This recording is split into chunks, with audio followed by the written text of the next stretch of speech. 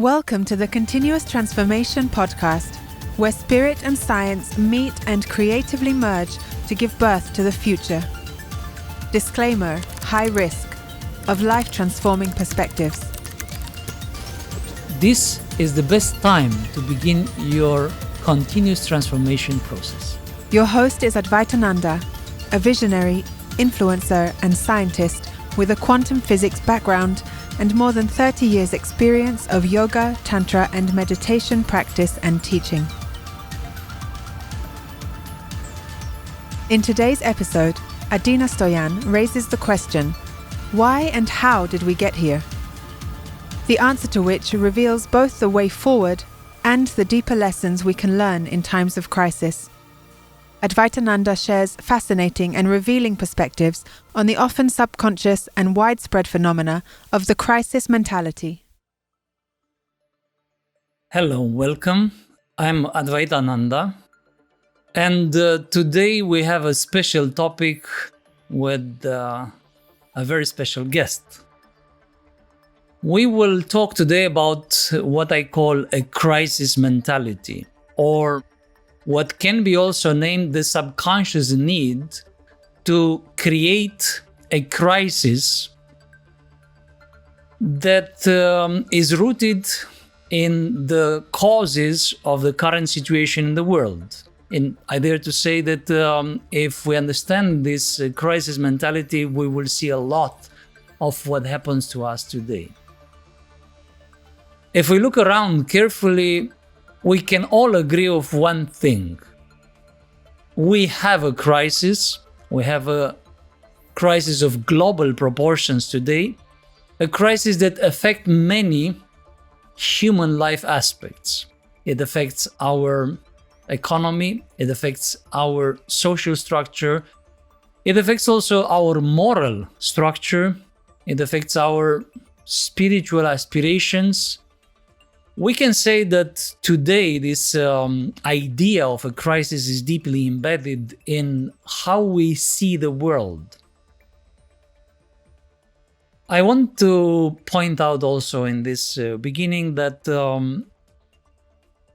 the way we see the problem is the root of the problem. This is a saying from folkloric tradition that I like very much because it's reflecting a lot of what we are confronted with today.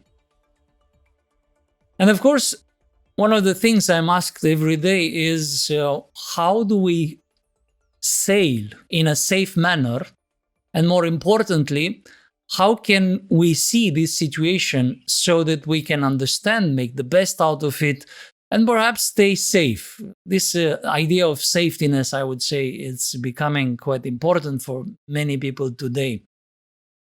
Now, of course, having this crisis mentality, as I call it, is also because very often today we have a secret, I would say, subconscious hope that a seemingly impossible to solve situation will help us mobilizing our resources and get out of all this consensus trance, that we will wake up out of this extraordinary powerful signal that the crisis is giving to us. And somehow this is becoming like an elastic scheme. I call this elastic scheme because we let our life pull us in one direction, and then at some point we will be projected in the opposite direction. Now we deepen the crisis in order to hopefully emerge in the opposite direction of the crisis later on. And of course, this might work, but sometimes the elastic breaks and then it will slap our fingers in a very unpleasant way. So, is it truly a solution? We today ensure the relatively easy and unchallenged life. And of course, I know many of us will say, no, there are a lot of challenges today, but let's face it, we started to make our life easier and easier. We have a lot of devices helping us, but paradoxically, we cannot enjoy what we have. And more importantly, we constantly want more. We're constantly facing a crisis of not having enough money, not having enough time, not having enough energy, enough love, enough intimacy, enough happiness. So practically, we can say that one dimension of this crisis is not having enough life. Now, this topic is very hot today, and therefore I invited a very hot guest who will shoot the questions and also her opinions. I invited today Adina Stoian. Welcome, Adina. Thank you very much, Advaitananda. I'm very happy to be here, and a little bit it feels like a butterfly of a crisis to start the podcast with you. Well, as they say in this theory of the butterfly effect, the flap of the wings of a butterfly in one corner of the world, here where we are today, might generate a revolution in the right corner of the world, hopefully. Now, a few words about my guest today. Adina is a dedicated, perseverant practitioner of the esoteric Tantra Yoga system, and she is the amazing teacher of these disciplines for almost 25 years. Adina have inspired generations of students to leave their comfort zone and step on a journey of self-discovery and transformation. I have to say, I've rarely seen a more dedicated, inspiring teacher as Adina. She considers herself a citizen of the world, and of course, in this respect, she was traveling around for more than a decade all over the world, using highly effective exercises, as I know her, and she was sharing this very often in her seminars and the workshops, using highly effective exercises to make her fully functional, even when sometimes going in 2 weeks over 12 time zones, as for instance, she was mentioning very often when traveling from Jamaica to Thailand with stops in between, teaching and inspiring more and more people to join this transformation revolution, I would say. Adina is a graduated from Polytechnic University of Romania, and therefore she shares a scientific view on the world, which is combined in her with a mystical view, a mystical approach on life. Born and raised in the communist Romania, Adina followed the heart and started her journey of intense spiritual transformation in yoga and tantra practice from early age. After nearly 3 decades, Adina founded Courses for Women's Discovery of Their True Power. Adina is running a program, a full program of training for the women who aspire to help other women to raise and empower their life. She is therefore a coach for women all over the world. She wrote hundreds of courses about this topic, which is a very vast topic, rediscovering femininity, reawakening the goddess. And together we run a very comprehensive worldwide teacher training course on the science of Tantra Yoga. And of course, this is an ongoing project that we have together. But the most important aspect I want to share with you about Adina, she's my lover and my wife. Welcome, Adina, and tell us what brings you here today. What crisis pushed you here today? Yes, thank you very much. Now, I'm not so relaxed when presented my life story in just 2 minutes. And it awakened in my heart the question, maybe with the teachings and sharing the knowledge with so many people, wasn't I the cause of so many individual and personal crises in their lives? And maybe we would start exactly with this, like above what interests me very much, we can say there is a difference between personal crisis, identity crisis, maybe spiritual personal crisis, and society crisis. And, because we share the same grown up and the same folkloric wisdom, there is a saying in our culture which goes like this, that the wise one shall not challenge the normal one or the ordinary person if the ordinary person is not ready. So I have this first question, and is off topic, everything there is it possible that when enrolling on a spiritual path, and also when attracting other human beings on a spiritual path, we become the cause of their self-discovery crisis? And how could one live with this? It's kind of like you are the cause of so many transformations, whether willingly or they could not avoid them.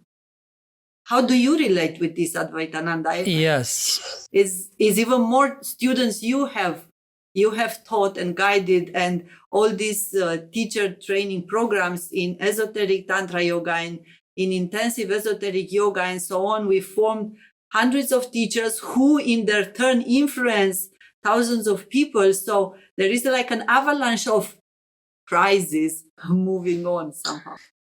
First of all, this idea is actually looking at the problem from the other side as it should be. Because in reality, you see, we're built to experience a crisis when we slow down our evolution. It's like crises are a built-in protection mechanism against stagnation. And for this reason, it's not, for instance, when you give a person the correct idea about something, of course, immediately after that, that person will discover that until then, they did something which was not correct or appropriate for themselves, or what is not good for themselves, and so on. And that is a small crisis. Like, for instance, when somebody explains you a little bit of principles of diet, and then you realize, oh, that means that how I feed myself today could be inappropriate for my health and could be even the cause of some of my problems. Yeah. And then, of course, that revelation would generate what you can call a mini crisis there. Because then, of course, in the first moment, you don't even know what to eat then, because you're used with a certain frame for your dietary habits. And in that moment, you will say, I have no idea what to do further. But of course, then you start to look around, and the crisis transform into the lesson which was meant to be. So from this perspective, you cannot say when you truly inspire people, that you can avoid this inner moment, which can be translated as a crisis. But it's translated as a crisis only when we refuse to embrace the lesson smoothly, directly. When we are doing that, we don't experience the lesson as a crisis, we experience it as such, as a schooling that is very nice, as children enjoy sometimes schooling very much, and they like to go. Nowadays, we see they are calling for going back to school. And in this way, you can't say that you carry the burden of the crisis that you trigger inside of a person. And interestingly, today, this became almost like a criteria for those who try to help others. And unfortunately, it's a false criteria. They try to do things in such way that for sure will not even go closer to generate a crisis. But actually, awareness upon our own being, our own life, is generated moments of crisis, every time we discover dark corners we systematically refuse to see. From this perspective, let's not forget that from a profound angle, we can say that a crisis is a life lesson that became unavoidable, that we postponed so long that it became unavoidable. Life cannot let us avoid that lesson and is perceived from an egocentric personality as a crisis. And of course, that is the dilemma of everyone who try to help other people. They say, well, I should not trigger this unpleasant situation, especially in an extroverted culture as today. People will blame you for their own crisis. You tell to a person, look, you forgot to take your pants on today. And they look down and they say, oh my goodness. But the first reaction is, why did you tell that to me? Now I'm in a crisis. You just told me this in the middle of the office that I forgot to put on pants today. So you're the one guilty to reveal the fact that the person forgot to put on the pants. But actually, the problem was originally that he or she forgot to put on the pants. So in this situation, we see very often people not understanding the essence of this situation of life, which we call crisis. They try to help others avoiding this unavoidable lesson. And avoiding an unavoidable lesson is just postponing the lesson, which, of course, as a teacher, it's not really a good idea. So that's how I see it. As long as you point out the right perspective, you let the person to experience by themselves and to see, to be convinced, validating what you are saying, then what follows sometimes is an unavoidable lesson, which is experienced in the beginning because of our habits before that, is experienced as a slight crisis or sometimes major crisis. Or when the person understands these things, they just embrace the lesson, and there's no crisis. It's a very enthusiastic situation of learning, updating yourself, evolving, transforming. Also, from the point of view of how a crisis is felt, I believe we are a little bit of some victims of the education of our parents, because I grew up in a very happy family with two wonderful parents, mom and dad. I agree. Just telling me that life is amazing and it's going to be just milk and honey. And kind of like they avoid to teach me endurance somehow. And this discipline of understanding that when it's hardship is not necessarily a bad period. They were out of love, just trying to provide everything in that respect. But then the first crisis, let's put it like that, it was when I rebelled against them and I want to be on my own. And then I left home noisily. Now you don't know what's a spiritual life. I'm going to build one to myself. And first bills came in and I was not backed up for the idea from now on, I'm the responsible to pay all my debts and to put bread on the table, on my table, and what kind of bread I want and all these kind of things. So I felt myself not prepared for that. And therefore, my connection with the crisis, it was I could do everything just so that the pressure disappears, because I feel the crisis like a huge pressure, like a corner in which life pushes me and I cannot escape unless going through. And my feelings is that one step towards the crisis is kind of like, I'm going to die for sure. There is no way I'm going to survive it. And then actually there is this combination of pressure and fear and the deep, even I remember myself crying, oh, I wish I would have not done that so the things could be as before. So I was always relating myself to what was before, wanting the things to be as before.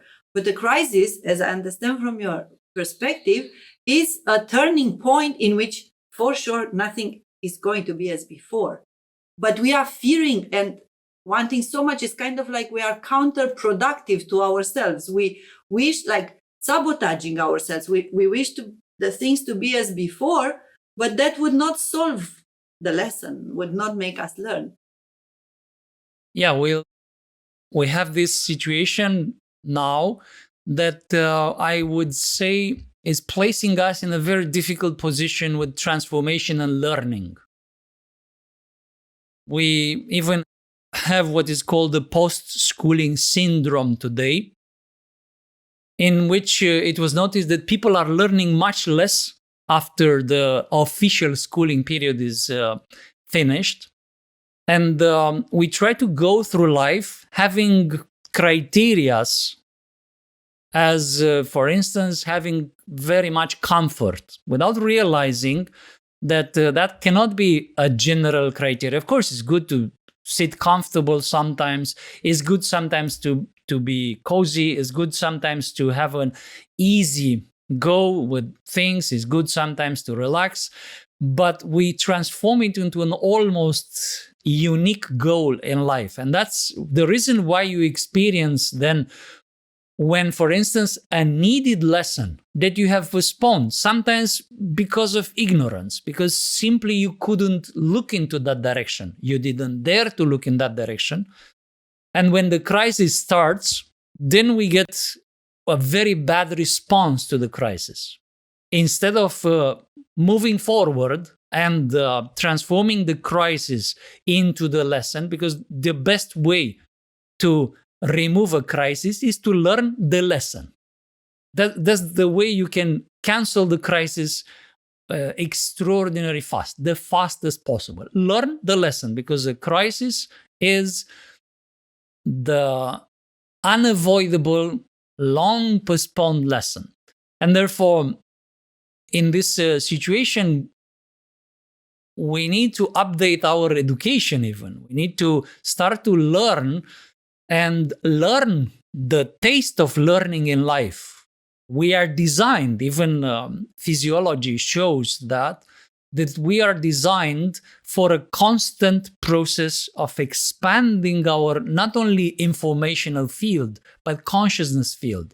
We expand self-knowledge, we expand the learning constantly. And when we slow down the process, we start to have problems. This is a proven fact. So we start to degenerate, but we regenerate when we constantly expand. Life itself is regenerative because it's a constant expansion, just like the universe itself. The physical universe is an accelerate, expanding universe. So that's the reason why in this situation, yes, we come out unprepared, because we are getting the idea, even when we are children, that everything has to be just comfortable, just safe. And learning is not safe as such. Yeah, you get the most hits as a child when you learn new games, when you learn new perspectives, you learn how electricity works by putting your fingers in the power plug eventually, or doing something with electricity which give you a little bit of a shock, and then you learn. Before that, you learn just in theory, but you never listen to the parents. And that's why what you say, rebelling against the, let's say, the frame that is imposed to us, is in fact a moment of lucidity when we realize that we haven't learned. We just start to swallow doctrines. We start to accept things as they are without going through direct experience. And then, of course, this could go much smoother if we will have a culture of learning. If we will have a culture that is focused on improving, bettering ourselves instead of comforting ourselves. That's the reason why, for instance, today we are so sensitive and we can't almost take feedback anymore. And we grew a snowflake generation. All that is the result of exaggerating this idea of comfort and diminishing, almost completely disappearing, the idea of constant learning, expanding, improving. So we can we can say that this mentality of crisis is kind of like a laziness we have combined with fear. It's like kind of saying, don't tell me anything that I'm doing wrong. Don't push me. Don't touch me. Don't just leave me be like this, until we reach a point of explosion. It can't be that anymore. Yeah. And then we are in a crisis. But is there such a notion like a crisis-free life? Crisis-free life is a life that is fully on with transformation and learning. Crisis-free life, you prevent the crisis by learning the lesson before it becomes a crisis. You see, a crisis, let's take the example with walking a distance. If you have a small stone in your shoe, that small stone in your shoe is a little bit annoying, but you might ignore it. And you ignore it, and you still talk on the phone, and you take selfies, and you are busy doing other things until you start bleeding in your shoe. And in that moment, that's a crisis. You get infected, it starts to rapidly evolve, the crisis. You have to stop, you take your sock off, and then you realize, oh my goodness, what is here? And that is a crisis. You go to the doctor. Who knows how complicated it becomes to solve it? Yeah. But you learn the lesson. Next time when you have a small stone in your shoe, you will stop and take it out. So, but of course, it is possible to avoid the whole episode by every time when you get a small stone in the shoe, you take a moment of awareness. Wait a second, let me hold on a second. You speak with someone on the phone, or you postpone for 10 seconds the selfie that you want to take, and you take the stone out of your shoe. And in that moment, the crisis is avoided. In exactly the same way we can do with a lot of aspects of our life. Because what we can say today, we're having a life adapted to our ignorance. Most of the things that we do in our life, they are adapted to a certain degree of ignorance, which is leaving out a lot of the little stones in our shoes. Analogically speaking, we walk the paths of life with a lot of stones in the shoes, actually. And then crises are moments when those stones become an infection. But we can live a stress-free, crisis-free life if we learn the lesson in good time, because we have signals. But why we ignore signals is because we are so extroverted today. We're obsessed with extroversion. We project ourselves outside continuously, and we forget to read the inner signals, the sensation of the stone in the shoe. And because of that, the only mechanism that life is left with for us to move forward still is crisis. So practically, as you said, is like we are counting on the last resort life has to make us learn the lessons, which is crisis. So we say, don't worry, eat as much as you can, drink as much as you can, because life has mechanisms to regulate these exaggerations. Yes, it's called disease. it's called crisis. But of course, it's a very, very toxic deal. But an interesting observation here, which could be very interesting for many people, analyze the technology of transportation today we have. We're still, after 150, 180 years of engines, we still have explosion-based engines.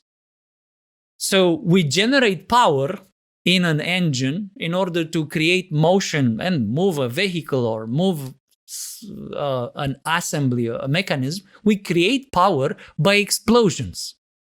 We have a chain of explosions. We compress fluids, we compress the fuel, and then explosion. Again, compress it, again, explosion. This is how we work today. But look at economy. Economy today is based exactly on the same principle. It contracts and explodes. It contracts and explodes. It contracts and explodes. Now, this is a very destructive scheme, and you don't see it in nature. You see it much less in nature, this crisis strategy, than you see it in our life. Basically, our life is today based on the crisis. Even, as I said, we generate crisis in an engine. We compress the fuel, it gets crisis there. We spark the crisis with a spark in the engine, explosion. It generates some power. We harvest the power of the crisis in the engine there, and we move forward. And that's what people do when they have a psychomental breakdown. Very often after that, people move forward with their life. They have the power to say no to certain bad habits. They have the power to say, I'm done with this toxic relationship. I'm done with this bad job that I accepted. I don't know why I did that. That's explosion, contraction scheme, which is generalized and is very damaging for everything. On the other hand, we have inside of us the other scheme.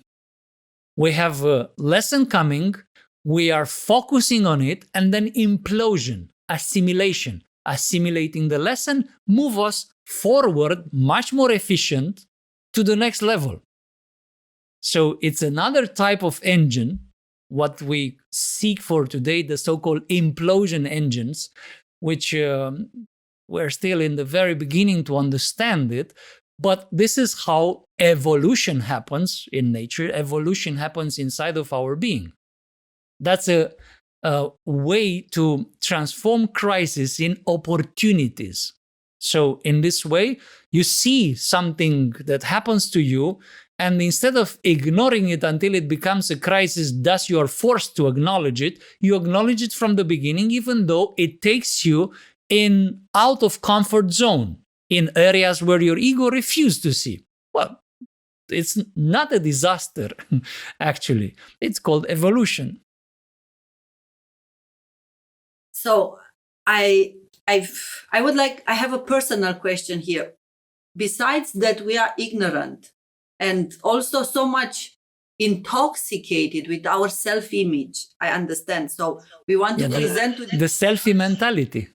Exactly, the selfie mentality. Let's present to the others and even to our own ego how good we are. What does prevent us to kind of embrace, openly this? Because it looks like we don't mobilize until we hit the rock bottom, and then we need the bottom to bounce back in another direction or somewhere else. But there is a time in which we just fall until we hit the bottom. How to do during this falling? I mean, I would be very interested to understand how to do. What does it prevent? We speak about awareness. Awareness is such a big word. It's like awareness. Where should we put awareness? Like you wake up in the morning and you take a moment to analyze the entire day, or you look for signs. Who's teaching us the signs? Who's giving us? Who's coaching us every day so that we are on this free fall and eventually we'll hit the bottom and then explode the cry. Bounce back. You hit the bottom and you bounce back. And then apparently when you bounce back, you are evolving again. Yeah, it's a very nice model, this one, with falling and then bouncing back and again falling. What prevents us, it's a system that we built today in our life that is formed from some factors that all in all is blocking us from unfolding the wings while we are starting to fall. You see, if you are in a falling and you unfold some wings, you will start to rise or direct your flight in the way you want, because you use the speed in that moment, and the speed in air, in atmosphere, in an atmospheric structure, it gives you possibility to fly, to direct your trajectory. Yeah, if you have some wings, if you generate flotation power. So what stops us is the fact that one of the things is extroversion. We are so extroverted. We cannot acknowledge almost anything. So self-awareness means to start to be aware of yourself, what happens to you now. And of course, people, unfortunately, they assume they are self-aware. They assume, but they're not. They don't know what happens now, or now, or now. They don't know. They just assume. Most of the time, we're on autopilot in regard of self-awareness. Now, of course, this is the trick. When you say to a person you are on autopilot, they say, no, you're wrong. I just went out and took a walk on my own will. I came back and I did this and this action on my own will. I was totally aware of what I'm doing. I didn't do it on autopilot. Correct. But have you been aware in all these moments of how do you like or dislike what you're doing? What do you need while you do these things? Were you parallel aware with the outer reality of what happens inside of you? And the answer most often is no, which means autopilot. Autopilot about what? About the most important part of your life, you. So it's like the only one missing from that equation is a much stronger self-awareness. So that's why it's not that simple to say you wake up in the morning and you see your day. No, you don't have to see your day. You have to see your moment. Every moment, to look into yourself. You see, you enjoy something, you eat something that you like very much, which is very nice. But you have the experience of eating and you expect the experience of enjoying the eating. But the enjoyment of the eating could be social enjoyment. People eat, for instance, for social reasons. And that's why sometimes they overeat. Why? Because they are in need to connect to other people, to stay together, and it's a very good social lubricant because you open up yourself in the act of eating. Therefore, you speak more, you are more open to the others, and so on. But you don't acknowledge that. You just eat. And then you say to the friends, let's do it again. Why? Because, and then of course, it seems like the food is what was the reason you met, but it's not. But you are not aware because you haven't seen that inside of you, which is the only place where you can see it. Or it is a combination between the place which inspires you, the food that you eat, and the hunger that you have. Let's not forget the saying, hunger is the best chef, which shows that sometimes it's not even the food, it's how hungry you are. All these things are showing the importance of the observer, the importance of the one who is acknowledging the experience. That is where we start to build emphasis. And that's the reason why today people, for instance, start to practice yoga and they have improvement in many domains of their life because yoga par excellence is a system that guides our awareness inside. The awareness goes again outside because of the old habits, because of the entire society which stimulates us, tickle us to look out. But then when you practice yoga, you return your attention inward. That exercise is priceless today because it's compensating from this almost complete imbalancing extroversion that we have today. So it's rebalancing us so that we are aware of the outer world as well as the inner world. And the inner world is actually how we shape the outer world. So that's why it's very important. That's where we take decisions. That's where we are shaping reality. So increasing this exercise of self-awareness, it's a process. It's not something that it will happen once. We start to do it. And that is showing us what? The signs of the lessons that we need to learn. And implicitly, potential crisis should we postpone that lesson and ignore it for a very long time.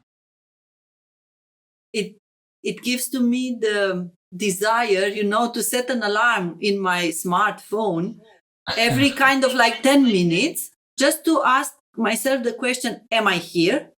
Like, where am I? Where am I now? Where am I now? And what am I doing? Actually, I'm quite sure there are apps that are doing exactly that nowadays, because there are lots of people who discovered the need to be reminded.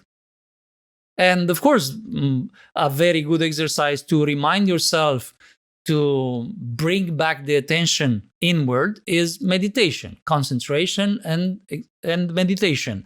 But yes, sometimes it's a good reminder in the daily life, or is a very good strategy, for instance, whatever you experience, to bring consciously in the picture the one who is observing the experience.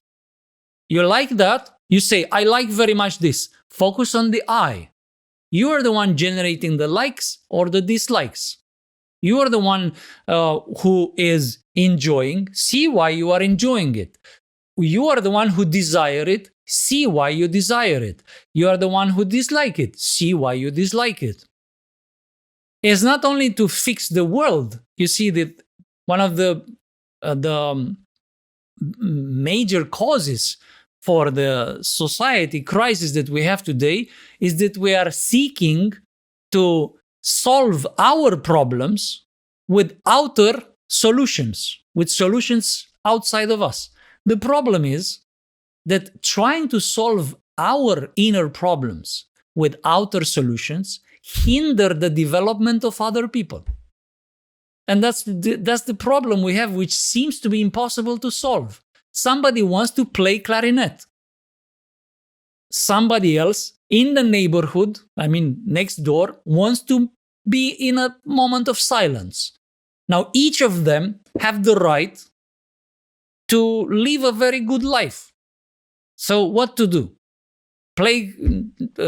Cancel the clarinet lessons, cancel the moment of silence, or the one playing clarinet will learn to play well, and the one wanting a moment of silence, learn to stay silent inside, not depending the inner silence on the outer noise, which is the result of another level of training. And in this way, both of them free the world from their needs. I have also personal questions in times of crisis, because I value very much the feeling to be in control.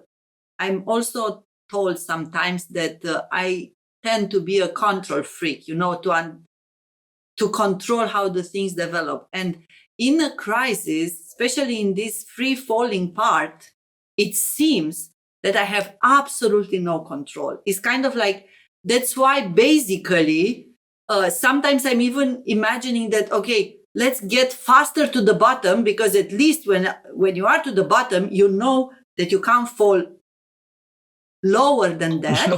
Exactly. And the bounce back begins. Exactly. And then, now I am in control. That's the worst as it can be. And now I have no alternative but to go towards a better position.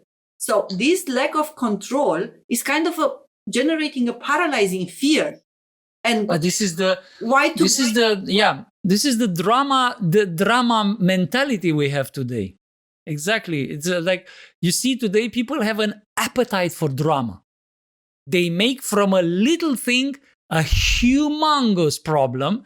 And interestingly, they don't address the really big problems of the world. They address all kinds of things that, oh, come on, is this the real problem? That's why you cannot be happy, because of whatever, all kind of very, very small, insignificant things we see today. People standing for, very tall standing, for microscopic causes, while the real profound causes, they ignore successfully. Yeah, and this is the mentality of trying to reach the bottom faster to create false crisis, because somewhere deep inside people have the intuition, that's my last resort. Let's generate a crisis which can give analogically speaking, an electric shock to my heart. You see, today, many people feel more alive when it's a crisis. Look how people mobilized now when it was this drama of elections in the United States. A lot of placid Americans who never cared about politics suddenly started to wake up. But somewhere deep inside, everybody is hoping that this crisis will take them out of a life of mediocrity. So it's deeply rooted. But the interesting part is that this appetite for drama, that I call it like this, the sense of drama that we have is somehow an intuition of this last resort that is the crisis. And we want it to be the absolute crisis eventually, to have it to wake us up. But unfortunately, very often we generate a false crisis. We follow the wrong directions that are not helping us in any way, that are not solving our inner problem in any way. And you address something, I think, extraordinarily profound here. The fact that you don't have control. This observation, I praise it as it's the result of all your years of practice, because very few people realize the fact that one of the scary things about crisis, the reason why we try to fake it or to ignore it as long as possible, and then when we are in a crisis to get out of it super, super fast, so is the lack of control. The fact that we feel that in a crisis, things start to unfold completely out of our control. But if you look a little bit, you step back and you take a more wider perspective, you'll notice something simple there.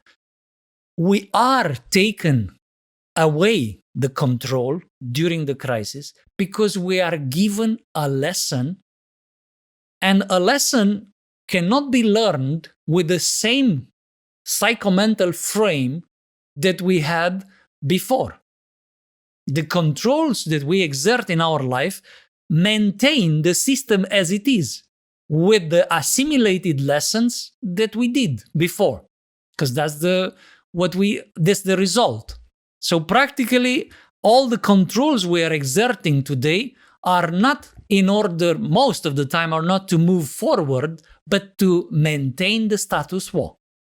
Now, a crisis is the life's call for evolution. And therefore, the first thing life is doing is, please give me back the remote control. Thank you very much. And even if you start to cry and say, but I don't have control, that's the point, because I want to take you somewhere where for sure you don't want to go. I want to show you something that for sure you will refuse to see, and you will use the remote control of your own life in order to cancel the lesson. So, because of that, for a while, controls are suspended. And then you see the lesson, you get some new points, which when added to your consciousness, it transforms your entire perspective. And in the new perspective, you discover new controls. They are embedded in the new perspectives. That control is back, but it's a totally different kind of control with a totally different understanding of the life rules and principles and so on.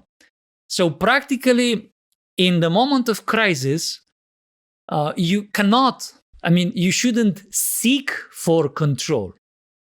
Follow it. Follow it. Let the universe, let God show you the new perspective, which will emerge. What you can do in a time of crisis is look for the lesson, learn the lesson. After learning the lesson, you discover control is back. You have complete control of your life, but now is a new life. Otherwise, if control will still be there, as many people are struggling in time of crisis, let me have a control, at least a little bit, the feeling of control. And the first thing they do, they press cancel or exit or back, like in the this remote control. Back. Until when? Until we're back to how things were. And actually, even this idea, I wish we can go back to how it was. It can't go back. We should learn the lesson and move forward. Evolution is not something wrong. It's not something that we should be afraid of. Actually, is part of our life.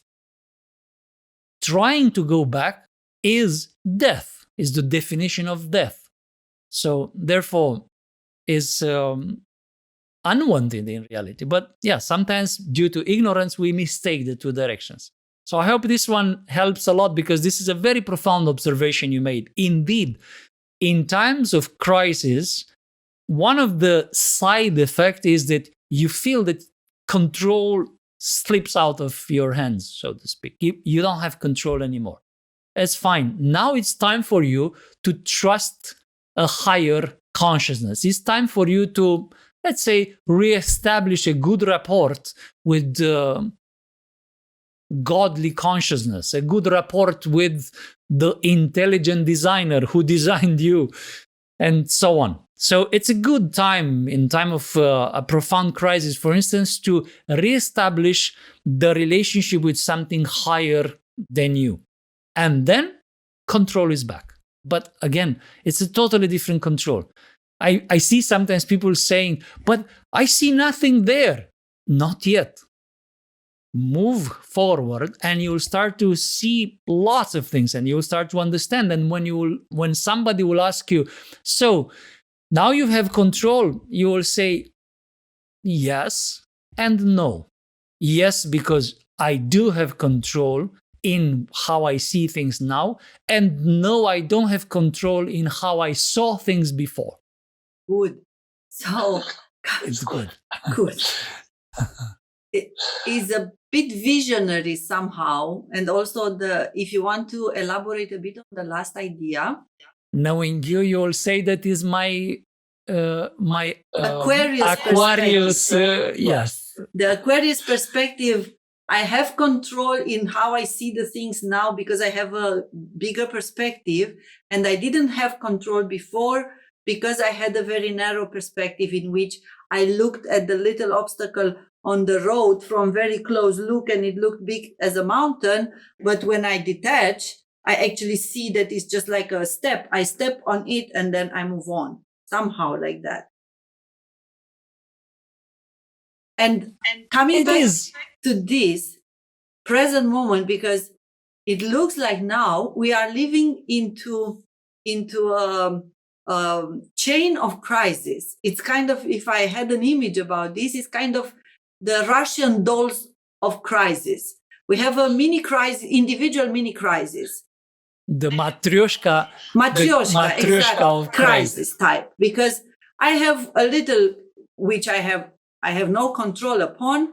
For example, I would like to travel to go do some things that I need to do abroad, and I'm grounded because of the rules, and I revolt against. And then I have to find another way to solve the thing. So I am in a little like kind of individual crisis. Then we have the couple crisis. We are locked down in the same apartment. Maybe it's a situation, I imagine. And then you are forced to spend all the time kind of like in a prison with two roommates there, learning about each other, quite a lot of things. And if you have a family in which you have also 3 kids, which don't go to spend their time with their educator in the kindergarten or with their professors in the schools or something, then it's 24 hours 7 reality show there with your almost like this. I feel a little bit that we are kind of like in a Big Brother show, the Big Brother show in which you have a camera and now it follows you in around. every room. You have a camera in every room. In every room. Now the family life looks like a reality show. You, the husband, 3 kids, and all together in a confined space and no way to escape. Looks like a crisis. There is no way to escape. So we are not allowed to travel, no way to escape. Stay here. We are not allowed to, do some, like companies have crises. You are not allowed to work.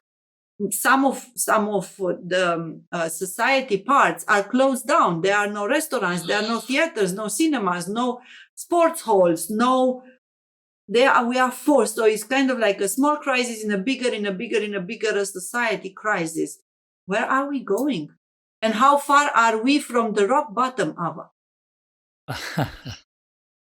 How far are we from the bottom of it? I hope we will not find out, because it will be a huge splash, in my opinion, if we reach the rock bottom.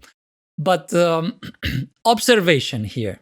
Speaking of this being forced home, you see, we speak about doing your homework in life, homework in relationships, homework in education.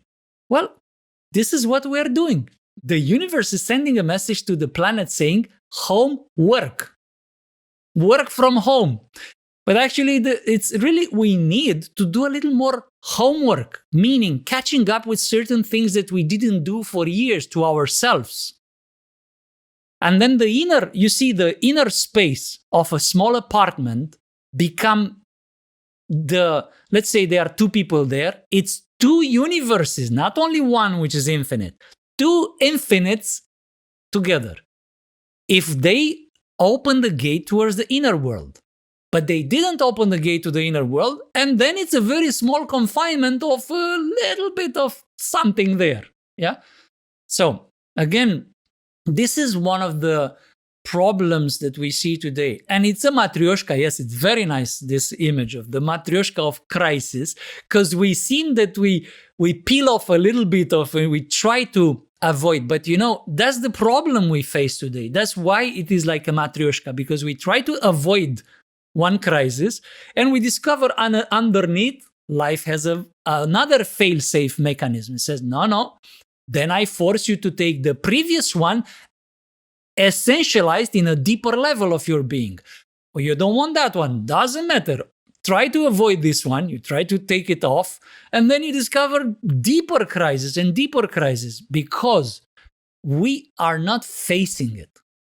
We say, today we face a crisis. I think this is a lie. This is one of the biggest lies that are told today. We are facing a crisis. We're not facing it. We are turning our back to a lot of crises. Yes. We're trying to cover our eyes to see a lot of crises. Yes. I don't see how we are facing crisis. People refuse. Even let's say the political correctness. What is that? Political correctness, in essence, is an avoidance of an inner crisis. People who cannot face reality try to shape reality with different words. Even if you are called horizontally challenged, that doesn't make you less fat or obese. That's a reality.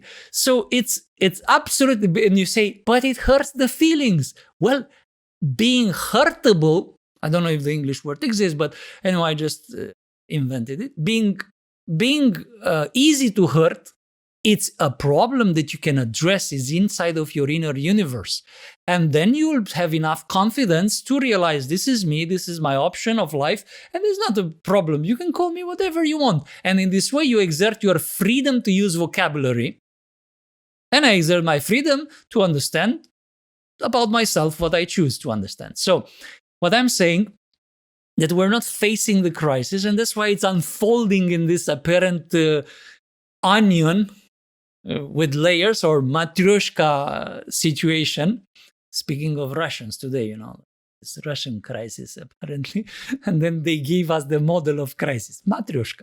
And this situation that we have today, like discovering that in the relationships we have, still we have a lot to learn. It's also showing that we have very little availability, again, to learn. Because what's the problem of a couple locked indoor for a few months?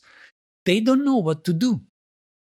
That's one of the most frequent sentences I heard people saying. I don't know what to do.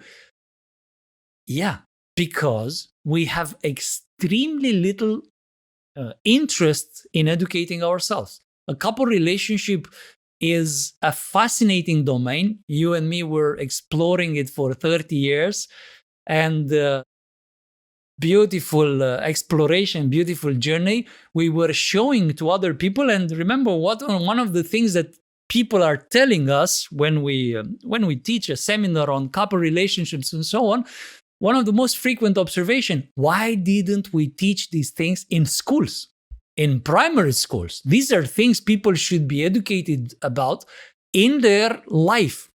Correct. But the budget of the government is not for that kind of education. They educate people in all kinds of things that mean very little, and they educate people very little, generally speaking, and therefore, and we are not interested to learn.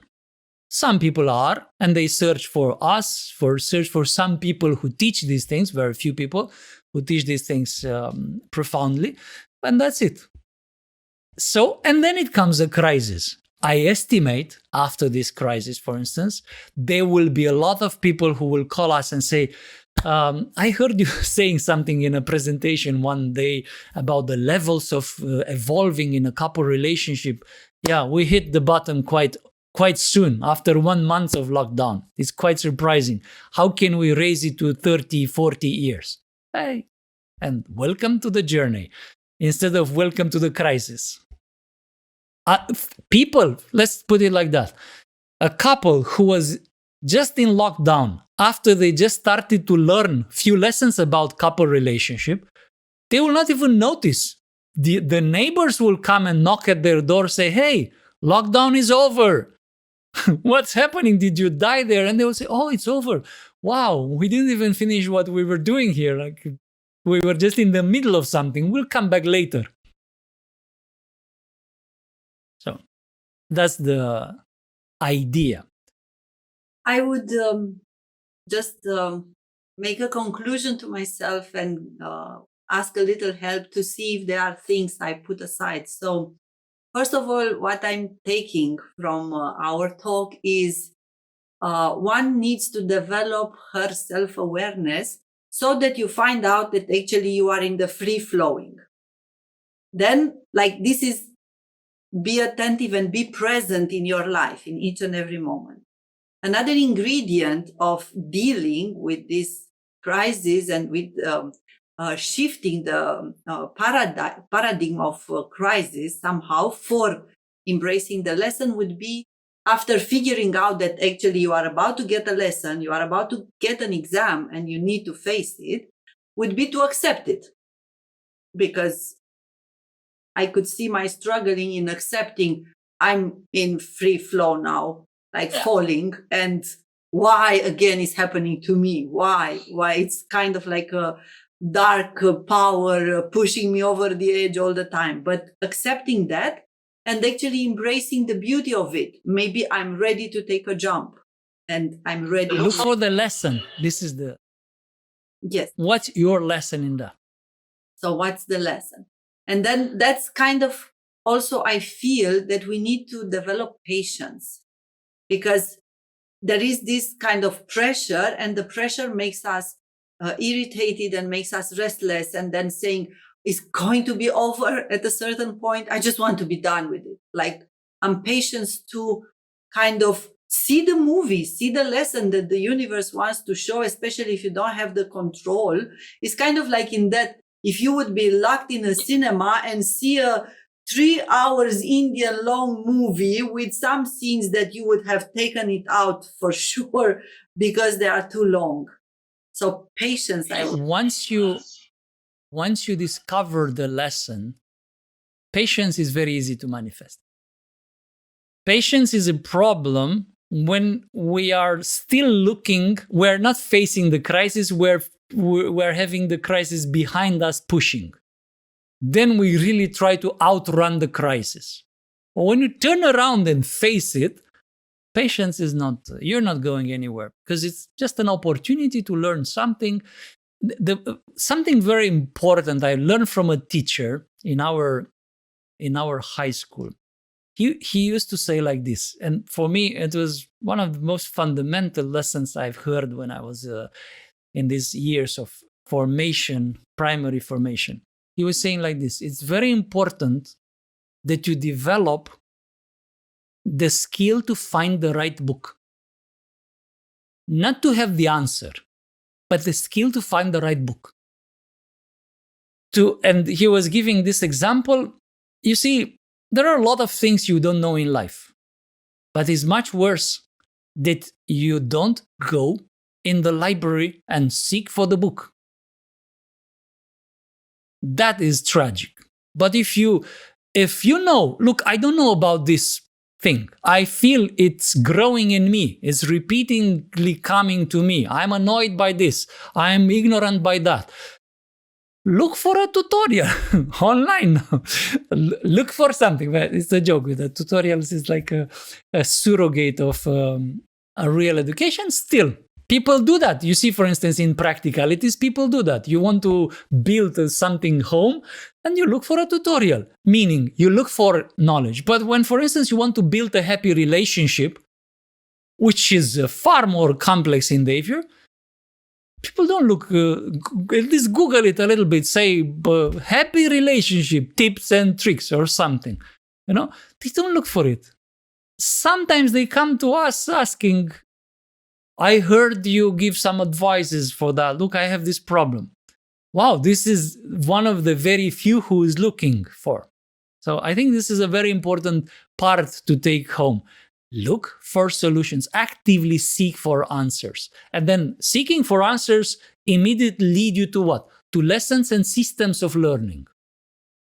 And that's how people truly discover the need for transformation, the need for all kinds of practices, and they practice it correctly. Also dare say that when looking for the answers in a very natural way, one is led towards spirituality, because you need a higher perspective, you need detachment, you need skills in meditating upon the situation, you need what is part of the spiritual tradition, of the integral esoteric yoga tradition. Yeah, exactly. If you realize that this is the 5th stone that you take out of your shoe, maybe you need shoes that are a little smaller because maybe they're too large. So now you will change the shoes. You will look for a shoes shop. And so yeah, it will lead you to all kind of other conclusions. Good. We need to wrap it up. And with these conclusions that you took, I hope this will be also helpful for everyone who's listening or watching us. I invite our listeners to look for your website, adinastoian.com, yes? And also because now my passion at the moment is to kind of offer these opportunities for women to find some answers about their own femininity, about their own qualities, and so on.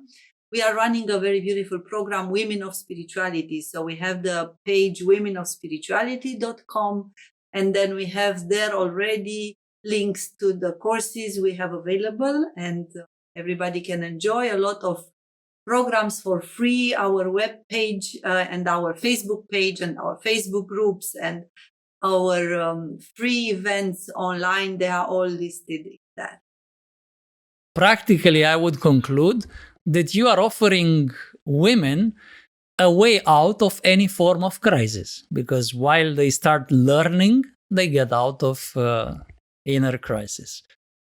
So this is it. This topic is very vast, as one can see. We were barely scratched the surface, but obviously the crisis is upon us with a lot of opportunities to learn. So perhaps I'll come back to this topic later on with the new conclusions, maybe some other angles with other guests. Let's thank you, Adina, for this wonderful presence in this journey, and also in our journey in life.